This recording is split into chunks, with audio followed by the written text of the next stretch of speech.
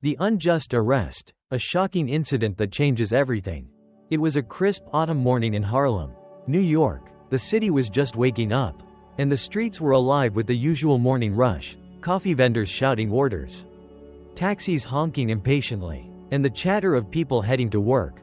Jonathan Carter, a distinguished civil rights attorney, adjusted the cuffs of his tailored navy blue suit as he exited his favorite local cafe. He had been coming here for years, ordering the same double espresso, exchanging small talk with the barista who knew his name by heart. This was his neighborhood, his home. As he reached for the door handle of his sleek black sedan, the sharp screech of police sirens split through the morning air. A police cruiser swerved to a stop inches from him, doors flinging open, hands where we can see them. Jonathan barely had time to react before two uniformed officers, Officer Grant and Officer Mitchell, stormed toward him, hands resting on their holstered weapons. His heart pounded, but he remained composed. He had handled enough cases like this to know how these encounters could escalate. "What's the problem, officer?" he asked, voice calm but firm. "You match the description of a suspect we're looking for," Grant snapped. Jonathan raised an eyebrow. He knew this routine all too well. "Really? What's the description?" The officers exchanged glances. "Step away from the vehicle," Mitchell barked. Jonathan exhaled, fighting the frustration rising in his chest.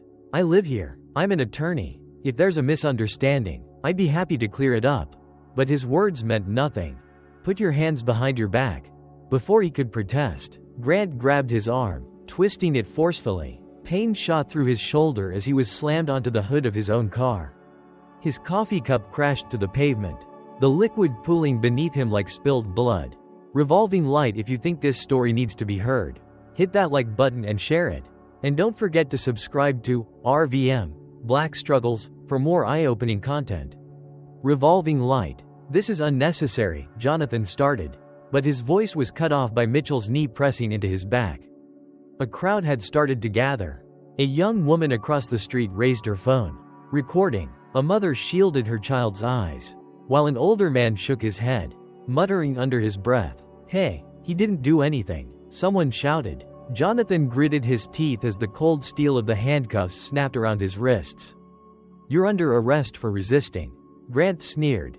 Jonathan clenched his jaw. He had seen this happen to others. Never did he think he'd be the one shoved into the back of a police car like a criminal. If this story hits you hard, drop a 1 in the comments. If you don't agree, comment 0. And if you're speechless, subscribe to RVM Black Struggles now. Your voice matters. As the doors slammed shut, his eyes locked onto the crowd, onto the people recording, onto the outrage simmering just beneath the surface. This wasn't over, not even close. Fire, this is just the beginning. What do you think happens next? Let us know in the comments below and stay tuned for the full story. Subscribe, like, and share to keep the conversation going. We need to talk about this. Fire. The public erupts. Harlem won't stay silent. The ride to the precinct was suffocating. The cold steel of the handcuffs bit into Jonathan Carter's wrists. But the real weight pressing down on him wasn't physical, it was the injustice. The sheer absurdity of what had just happened. He wasn't some random guy off the street. He was a civil rights attorney. Someone who had fought tirelessly for justice. And yet, here he was, shackled like a common criminal. His dignity shattered in front of his own community.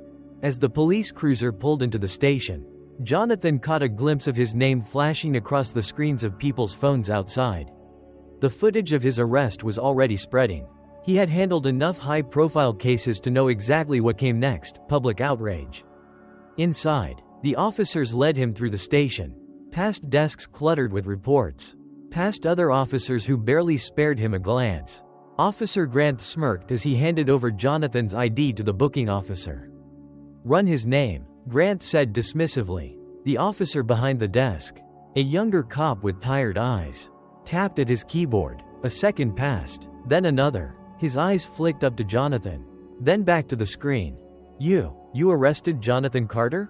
Grant scoffed. "Yeah, so?" The younger officer swallowed hard. "Sir, he's not just anyone. He's a civil rights attorney. A damn famous one." Grant's smirk faltered for just a fraction of a second before he scoffed again. "So what? Just book him. But the energy in the station shifted. Officers who had been indifferent before were now whispering among themselves. Some exchanged looks of discomfort. Others checked their phones, watching the viral footage of Grant and Mitchell manhandling Jonathan. Meanwhile, outside the station, Harlem was waking up, and it was furious. News of Jonathan's arrest had spread within minutes. What had started as a few bystanders recording on their phones had turned into a full-blown protest. Hundreds of people gathered outside the precinct, their voices growing louder by the second. Justice for Jonathan. Stop police brutality. The chants echoed through the streets, shaking the very foundation of the precinct. Traffic came to a halt. News vans started pulling up. Reporters shoved microphones into the faces of witnesses. Even activists from outside the city were starting to show up, carrying signs, demanding answers. And at the very front of the crowd, standing tall and unshaken, was Margaret Carter, Jonathan's mother. Margaret had raised Jonathan on her own, teaching him the power of resilience and justice. And now, she was here to fight for him. "My son is not a criminal," she shouted into a megaphone. "You have the wrong man, and we will not be silent." The crowd roared in agreement.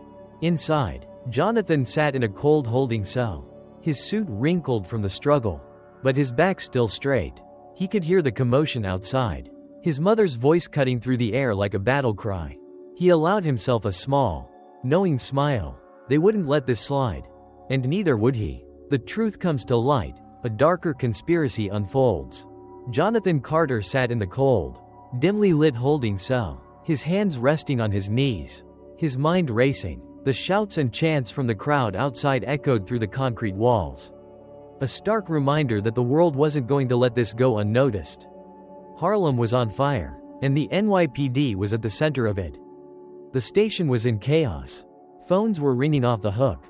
Social media was exploding. Reporters were banging on the front doors, demanding answers. Officers paced anxiously, whispering among themselves. They knew this wasn't a routine arrest. This was a scandal in the making. At his desk, Lieutenant Ramirez, one of the station's senior officers, watched the footage of Jonathan's arrest on her phone. Her jaw tightened. "This is bad," she muttered. Officer Grant and Officer Mitchell were leaning against the counter, arms crossed, trying to act unfazed, but Ramirez could see it, the flicker of unease in their expressions.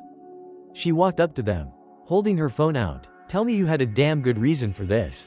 Grant scoffed. He matched the description. "Bullshit." Ramirez cut him off. She lowered her voice. "You know who you just arrested? This isn't some random guy. This is Jonathan Carter, civil rights attorney, national figure. You really think you can just rough him up, throw him in a cell, and walk away from this?" Mitchell shifted uncomfortably. We thought he was someone else." "You thought wrong," Ramirez snapped. She turned on her heel and walked straight into the captain's office. Captain Reynolds, a seasoned officer who had seen his fair share of political nightmares, was rubbing his temples when she entered. "Let me guess," he said dryly. "You're here about Carter." Ramirez dropped a file onto his desk. "Sir, we need to let him go. Now. The protests outside are growing by the minute. The media is watching our every move. And if this spirals, the department is going to have blood on its hands." Reynolds sighed heavily, rubbing his face. "And what do you expect me to do? Just cut him loose and say, 'Oops, our bad'?" "Yes," Ramirez said bluntly, "because we screwed up, and if we don't fix it, this could turn into something bigger." Reynolds hesitated, then leaned forward, lowering his voice. "You don't think this was just an accident, do you?" Ramirez frowned. "What do you mean?" Reynolds tapped his fingers against the desk. "There have been orders coming down the chain lately, certain individuals being targeted, certain cases being buried. Carter has been making a lot of noise lately, pushing lawsuits against the department, calling out corruption. What if this wasn't just a bad stop? What if this was intentional?" Ramirez's stomach dropped. "Sir, are you saying?" "I'm saying someone wanted him off the streets, even if just for a few hours." A heavy silence filled the room. Outside, the protest was growing louder. The entire city was watching. And inside the holding cell, Jonathan Carter was starting to realize the truth. This wasn't just an arrest. This was a warning, and someone powerful wanted him silenced. The fight for justice begins, a dangerous game unfolds. Jonathan Carter leaned back against the cold, chipped wall of his holding cell. his mind piecing together the puzzle that had just been laid before him. This wasn't just a routine arrest.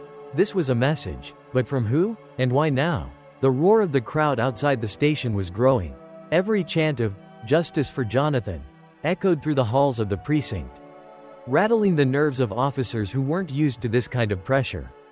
Then, the heavy clank of the cell door opening. Lieutenant Ramirez stood in the doorway, her expression unreadable. "You're free to go." Jonathan didn't move right away. He studied her face. "Just like that?" Ramirez exhaled. "Just like that." Jonathan slowly stood, rolling his shoulders as the stiffness from the hours in that tiny space wore off. He followed Ramirez down the hallway, past officers who avoided his gaze, past Grant and Mitchell, who stood stone-faced near the booking desk. "This isn't over," Jonathan said to them calmly. Grant clenched his jaw, but Mitchell looked nervous. Jonathan had seen that look before, the look of someone who knew they had messed up big time.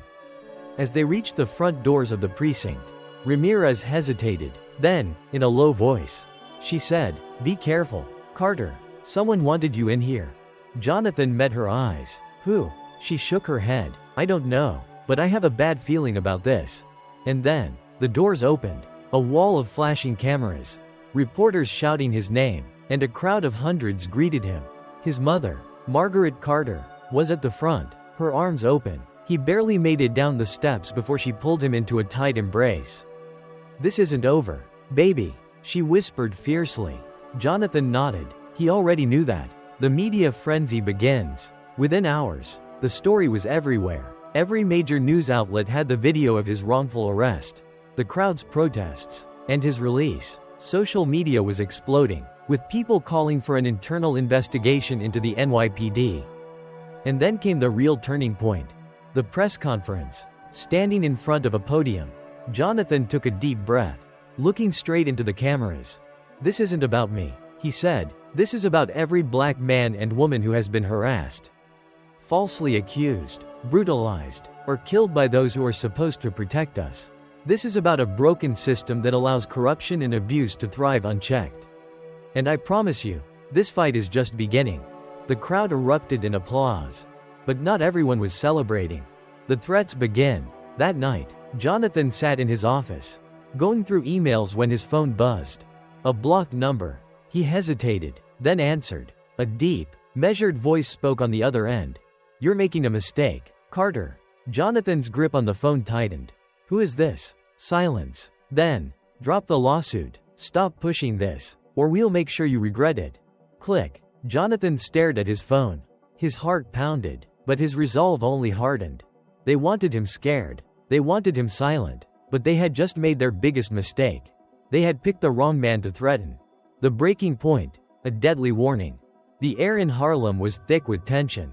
Jonathan Carter sat in his office, the glow of his laptop screen illuminating his face as he combed through documents, evidence of corruption, wrongful arrests, cover-ups that stretched far beyond his own case. His lawsuit had begun an avalanche. And now, there were whispers from inside the NYPD. Something bigger was at play. A knock on his door made him look up. His assistant, Emma Rodriguez, stood there, her face pale. "Jonathan, there's something you need to see." She stepped aside, revealing Lieutenant Ramirez. But this time, she wasn't in uniform. She wore civilian clothes, a hoodie pulled over her head. She looked exhausted and scared. Jonathan frowned. "What the hell is going on?" Ramirez glanced at Emma, then back at Jonathan. "We need to talk, now." Jonathan gestured for her to sit. Emma quickly shut the door behind them. Ramirez took a shaky breath, then slid a flash drive across the desk. "There's a list of names on there," she said. "Cops, high-ranking officials, people who are actively working to stop police reform, to cover up misconduct, to silence people like you." Jonathan narrowed his eyes. "Silence me how?" Ramirez hesitated. "By any means necessary." The weight of her words settled between them like a ticking time bomb. Jonathan plugged the flash drive into his laptop, scanning the files. Reports of fabricated crime statistics, intimidation tactics, officers who had spoken out and mysteriously been transferred, or worse, disappeared. This wasn't just police corruption. This was a system-wide conspiracy.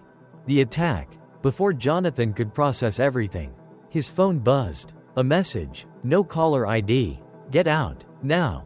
Jonathan's stomach twisted. At that exact moment, gunshots rang out. Glass shattered. Emma screamed as a bullet ripped through the office window, embedding itself in the wall inches from her head. Down. Ramirez shouted, grabbing Jonathan and pulling him to the floor. More shots. The sharp crack of bullets tearing through furniture. Books flying off shelves. Jonathan's pulse pounded. He could barely hear anything over the deafening noise. Then, silence. Ramirez peeked out cautiously. Gun drawn. Whoever it was had disappeared into the night. Jonathan's hands were shaking as he pushed himself up. Emma clutched her chest, breathing heavily. They weren't just threatening him anymore. They were trying to kill him. The fallout. Minutes later, the office was swarmed with police and media. Officers collected bullet casings. Reporters shoved microphones in Jonathan's face. "Mr. Carter, do you believe this was an assassination attempt?"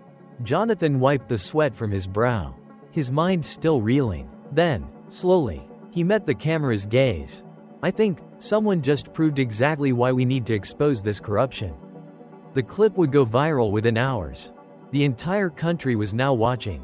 And the people hunting him? They were getting desperate. The ultimate showdown, a fight for survival. The attempted hit on Jonathan Carter's life sent shockwaves through the city. The attack was bold, reckless, and a clear sign that someone powerful wanted him gone. But instead of scaring him into silence, it had the opposite effect. Now, he was more determined than ever. The city reacts, a movement ignites. By morning, footage of the bullet-riddled office was all over the news. Protests erupted outside the police headquarters. Thousands of people flooded the streets, chanting his name. The country was watching now. And even government officials were being forced to respond. The mayor held a press conference. "We will not tolerate this kind of lawlessness, whether from criminals or those in positions of power." But Jonathan knew better. This wasn't just about lawlessness. This was about corruption at the highest level. And now, he was closing in. A betrayal from within. That night, Jonathan met Clara Nguyen, an investigative journalist, at a quiet diner in the Bronx. She had uncovered something huge. "I've traced the money," she whispered, sliding a thick folder toward him. "There's a network inside the NYPD, a secret group of officers who've been covering up illegal operations for years. Drug trafficking, laundering money, even orchestrating violent crackdowns on activists like you." Jonathan flipped through the documents. Names, transactions, evidence. Then, his eyes froze on one name. Lieutenant Ramirez. His stomach dropped. "What?" Clara asked, confused by his reaction. Jonathan swallowed hard. "Ramirez? She's the one who gave me the files." Clara shook her head. "Then she's playing both sides." Jonathan's mind reeled. Had Ramirez set him up? Had she lured him into a trap? His phone buzzed. A text from Ramirez. "Meet me at the usual place. Urgent. Come alone." Jonathan stared at the message. "It's a setup," Clara whispered. But Jonathan had no choice. He needed answers. The deadly ambush. Jonathan arrived at an abandoned warehouse on the outskirts of town. Ramirez was already there, pacing anxiously. "You lied to me, Ramirez," Jonathan called out, his voice echoing through the empty space. She turned, her face pale. "You don't understand." Then, boom. The warehouse doors burst open. Men in tactical gear flooded in. Guns raised. Jonathan barely had time to react before he was tackled to the ground. His head slammed against the cold concrete as boots surrounded him. Ramirez raised her hands. I didn't call them. I swear." One of the men, a high-ranking officer Jonathan recognized from the corruption files, strode forward. Kneeling beside him. "You should have walked away, Carter." His voice was smooth, almost amused. Jonathan glared up at him. "Go to hell." The man chuckled, then pulled out his gun. "This is where your story ends." Jonathan's pulse pounded. Was this it? After everything, was this how it ended? Then, a gunshot. But it wasn't aimed at him. Ramirez had drawn her weapon. The corrupt officer collapsed, blood blooming across his chest. Chaos exploded. Ramirez spun, firing at the other men. Jonathan scrambled for cover as bullets ripped through the air. One of the masked officers lunged at him. But Jonathan grabbed a metal pipe from the floor and swung hard. The man crumpled. "Run!" Ramirez shouted. Jonathan sprinted through the warehouse as gunfire echoed behind him. He could hear Ramirez covering him, but she wouldn't last long.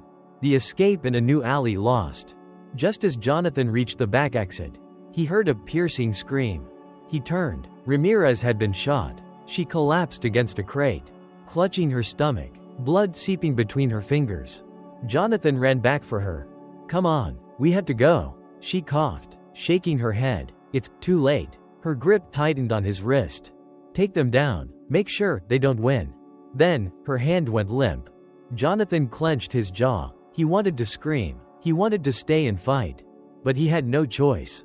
With one last look at Ramirez, he ran, disappearing into the shadows. The game has changed. By dawn, Jonathan was in hiding. Ramirez was dead. The evidence was still with him. And now? They would stop at nothing to destroy him. But they had made one critical mistake. They had taken everything from him.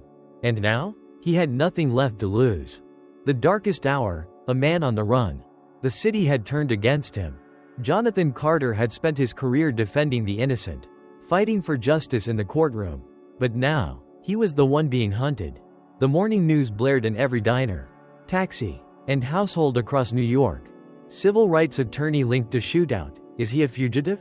His face was everywhere, on television, on the front pages of newspapers, even flashing on electronic billboards in Times Square. The police were spinning the story. Jonathan wasn't the victim. He was being painted as a dangerous suspect, linked to a violent altercation with law enforcement. They were rewriting the truth. And for the first time in his life, Jonathan realized the law wasn't going to protect him. A deadly setup. No one is safe. Jonathan sat in a dimly lit safe house, an abandoned apartment owned by an old client who owed him a favor. Across from him, Emma Rodriguez scrolled through her phone, her expression grim. "They're saying you shot Ramirez," she murmured. Jonathan's hands clenched into fists. "That's exactly what they want people to believe. People are turning on you, Jonathan. Even some of your allies are backing away. They're scared." Jonathan exhaled sharply. He didn't blame them. The city was divided. Some still rallied behind him, demanding a deeper investigation. But others? They saw him as a criminal now. Then, Emma's phone buzzed. She read the message, and her face went white. "It's Clara." She found something. The final piece of the puzzle. They met Clara Nguyen in a parking garage in Brooklyn. She was visibly shaken, clutching a manila folder so tightly that her knuckles were white. "This is bigger than we thought," she whispered. "It's not just the NYPD. It's the mayor's office." Jonathan's stomach dropped. She handed him the folder. "They're funding the entire operation. The cover-ups, the staged arrests, the political smears. You weren't just a threat to the police. You were a threat to their entire system." Jonathan skimmed the documents, bank transfers, internal memos, even an email from the mayor's chief of staff discussing how to neutralize him. A hit list. His name was on it. And Ramirez's was too. Jonathan felt sick. Ramirez had tried to do the right thing. And it got her killed. "They won't let this go," Clara said. "We have to go public, right now." Jonathan nodded. "Let's end this." The trap springs shut. But just as they turned to leave, headlights flashed behind them. A black SUV screeched to a stop. Doors slammed open. "Down!" Jonathan shouted, grabbing Emma and Clara as gunfire erupted. Bullets ripped through the concrete. Sparks flew as metal ricocheted off the parked cars. Clara screamed, diving for cover. Emma yanked Jonathan backward as another shot nearly took off his head. They were trapped. Then, Jonathan recognized one of the men stepping out of the SUV. It was Officer Grant, the same man who had arrested him that morning. But this time, he wasn't wearing a badge. A betrayal from within. Jonathan pressed himself behind a pillar, breathing heavily. Then, his phone buzzed. A new text from an unknown number. "You should have walked away." Jonathan's pulse thundered. They had never intended to just discredit him. They wanted him dead. "Jonathan," Emma shouted, "we have to move, now." They sprinted toward the garage exit as the gunmen closed in. Jonathan saw his only option, a narrow alleyway leading out to the street. If they could just reach it. Then, a loud crack. A bullet hit Clara. She gasped, stumbling forward, her hand clutching her side. "Clara!" Jonathan grabbed her before she fell. Her face was contorted in pain. But she shoved the folder into his hands. "Take it," she choked out. "Get this to the press." More gunfire. Jonathan lifted Clara in his arms and ran. Nowhere left to hide. They barely escaped. By the time they reached a safe location, Clara was slipping in and out of consciousness. Emma pressed a cloth against her wound, her hands shaking. Jonathan, still gripping the folder, knew what had to be done. They're never going to stop, Emma whispered. Jonathan looked down at the evidence in his hands. Then neither will we. But as the city hunted him, as his enemies closed in, Jonathan knew one thing. The final battle was coming. The final stand. Truth at all costs. The sun had barely risen over New York City when Jonathan Carter, bruised, bloodied, and exhausted, stepped into the headquarters of the National Herald, one of the most powerful newspapers in the country. This was it, the last move, the moment that would determine everything. In his hands, he clutched the manila folder, the one containing the smoking gun that would blow the entire conspiracy wide open. The NYPD, the mayor's office, the secret task force responsible for unlawful arrests and political assassinations, it was all in there. He only had one shot.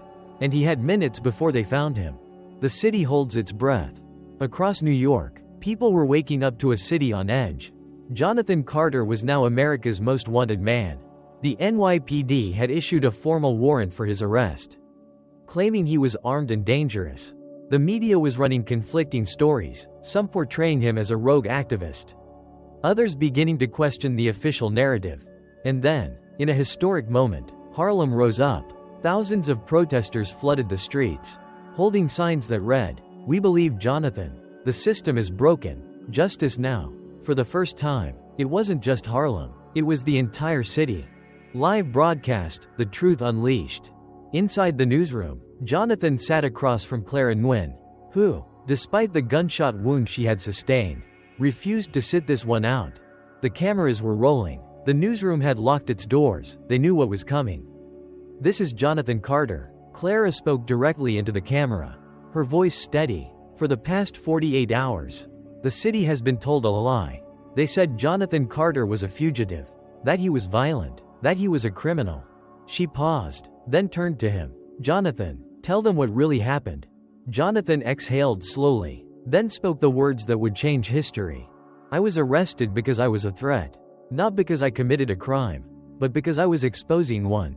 He laid out the evidence, document by document, the secret unit within the NYPD that was created to suppress activists, the forged reports that criminalized innocent people, the money trail leading directly to the mayor's office, the truth about Ramirez's murder, and then, the final bombshell, the email proving that his own arrest had been premeditated. "This isn't just about me," Jonathan finished. "This is about a system that is designed to protect itself at all costs. Even if it means destroying innocent lives. If they can do this to me, they can do it to anyone." The newsroom went silent. Then, the world exploded. The fall of a corrupt empire. The broadcast was watched by millions. It trended globally within minutes. By noon, the mayor had gone into hiding. By evening, federal investigators were opening a case against the NYPD's secret unit. By midnight, arrest warrants were issued. Officer Grant? Arrested. The chief of police? Resigned. The mayor's chief of staff? Flipped and agreed to testify. The entire system that had tried to silence him was crumbling. Jonathan had won, but it had come at a price. The aftermath, a city rebuilt. Days later, Jonathan stood before a massive crowd in Harlem. The city had changed overnight. The NYPD was under federal investigation. A new civilian review board had been established to hold officers accountable. Sweeping reforms were being put in place. But the scars remained. Jonathan stepped up to the microphone, looking out at the people who had stood with him through it all. "We did not ask for this fight," he said, "but when injustice calls, you do not back down. You stand, you speak, you fight." A beat of silence. Then, applause thundered through the streets. The final scene, a fitting end. Or a new beginning? That evening, Jonathan walked through Harlem alone. The city still hummed with life. The neon lights flickered. The sidewalks were crowded. But something was different. For the first time in a long time, people weren't walking in fear. He reached his office, the one that had been riddled with bullet holes just days before. The glass had been replaced. But the memory remained. His phone buzzed. A new message. You won this round, but the system always fights back." Jonathan smirked. Then he deleted the message and walked inside. Lessons from the story, applying it to real life. Jonathan Carter's journey is more than just a story, it's a reflection of reality. It mirrors the challenges we see today: systemic corruption, abuse of power, and the struggle for justice in a world that often favors the powerful over the truth. So, what can we take away from this? Never stay silent in the face of injustice. Whether it's police brutality, workplace discrimination, or political corruption, silence enables oppression. Speak up, share the truth, support those fighting for what's right. Truth is the most powerful weapon. Lies can spread quickly, but the truth, when revealed, has the power to dismantle even the most corrupt systems. Stay informed, fact-check, hold people accountable. Courage comes with a price, but it's worth it. Fighting for justice isn't easy. You may face backlash, threats, or isolation, but change only happens when people are willing to take that risk. Real change starts in the community. The system doesn't change from the top down, it starts with people uniting, demanding better, and pushing for reforms. Get involved, vote, support policies that protect civil rights. This story is a reminder that justice isn't given, it's fought for. And if we want a better world, we have to be willing to fight.